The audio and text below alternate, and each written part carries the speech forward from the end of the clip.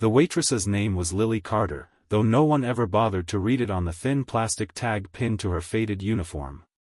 People came to Grayson's diner for the cheap coffee and the comforting lie that tomorrow would be easier than today, not to notice the girl refilling their cups with hands that trembled from exhaustion. Lily had been on her feet since sunrise, the soles of her shoes worn so thin she could feel every crack in the floor, every sticky patch from spilled syrup that never quite came clean. Her life had narrowed into a routine so predictable it hurt: wake up before the sun, take 2 buses across town, smile at strangers who barely looked at her, and count tips that never seemed to add up to enough. That night was no different, until the man in the corner booth quietly placed a $5 bill on the table and stood up to leave. He hadn't made a show of it.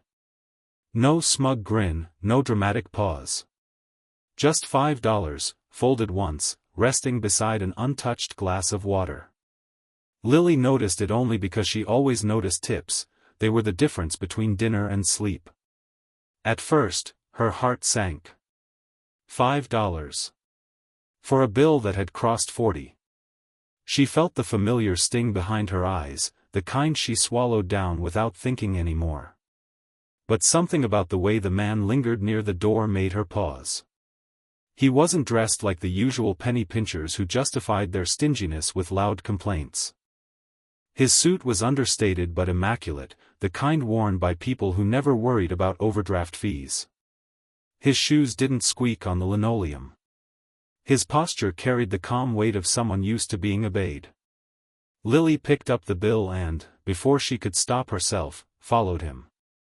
Her voice surprised even her when it came out steady. "Sir," she said, holding out the money, "I think you made a mistake." The man turned slowly, as if he had all the time in the world. His eyes, sharp, assessing, unsettlingly alive, met hers. "No," he said quietly. "I didn't." Lily swallowed. This was the moment where people snapped, where they explained that tips were optional or that service wasn't worth more. She could feel the other diners watching, pretending not to. But something inside her refused to let it go. "Then," she said, her fingers tightening around the bill, "I can't accept this." That was when the air changed. The man studied her the way an architect studies a structure before deciding whether it will stand. "Why not?" he asked.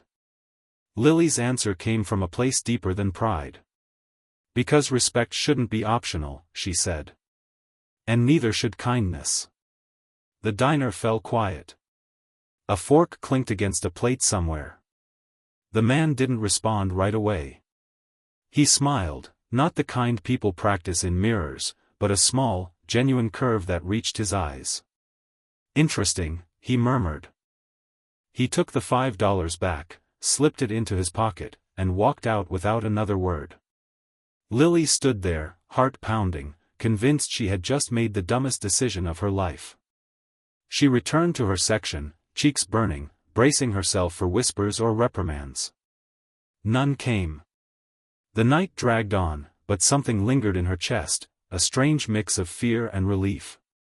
She didn't know it yet, but that single sentence had just echoed into rooms she would never see, across mahogany desks and leather chairs, into the private world of a man whose name carried more weight than most nations' budgets. Because the man who walked out of that diner wasn't just wealthy. He was Edward Blackwood, billionaire industrialist, notorious recluse, and a man who had spent decades believing that everyone had a price. That $5 bill had never been about money. It was a test. And Lily Carter had just failed it in the most perfect way possible. Back in his car, Edward sat in silence, the city lights sliding across the windshield like restless thoughts. For the first time in years, he felt something crack. Not anger. Not amusement. Doubt. He had built empires by identifying weakness, by watching how quickly people bent when temptation appeared.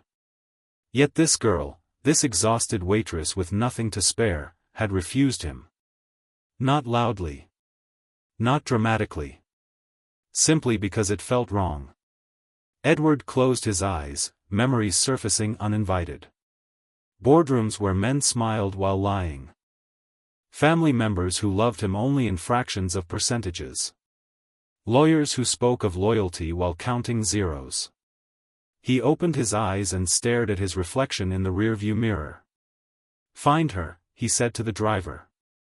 And with that, a chain of events began that would unravel fortunes, expose secrets, and force a lonely billionaire to confront a truth he had avoided his entire life. Meanwhile, Lily finished her shift, unaware that the world had tilted slightly on its axis because she chose dignity over desperation.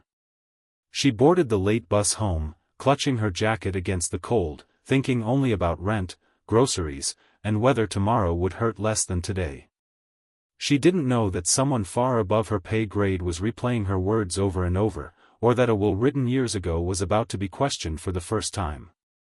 If this story already has you hooked, don't stop here, subscribe now, because what happens next doesn't just change Lily's life, it rewrites the meaning of legacy itself. Edward Blackwood had rewritten contracts worth billions with less hesitation than he felt rewriting a single sentence in his will, yet Lily Carter's words followed him like a verdict he couldn't appeal. Respect shouldn't be optional. The phrase lodged itself into the quiet spaces of his penthouse, echoing against glass walls and polished stone that had never once argued back. For decades, Edward had believed the world was simple: people performed when incentivized, folded when pressured, and revealed themselves when tempted. He had tested executives with bribes, friends with favors, lovers with silence, and every single time, humanity answered exactly the way he expected.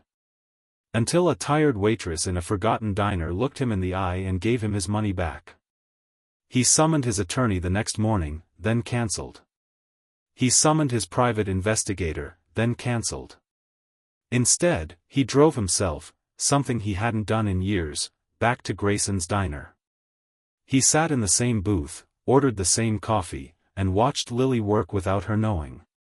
He saw how she apologized when the cook was slow, how she refilled cups before being asked, how she slipped an extra slice of toast onto a plate when an old man fumbled for change. No performance. No expectation. Just decency practiced like muscle memory. Edward felt something tighten in his chest, unfamiliar and unwelcome. When Lily finally noticed him, recognition flashed across her face, followed by caution. She approached, posture straight but guarded. "Sir," she said carefully. "I hope there's no problem." Edward shook his head. "I came to apologize," he said.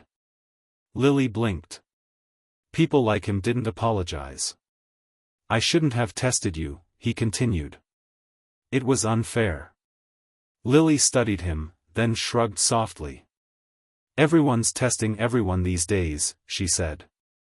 "I just answered honestly." That honesty struck harder than any accusation.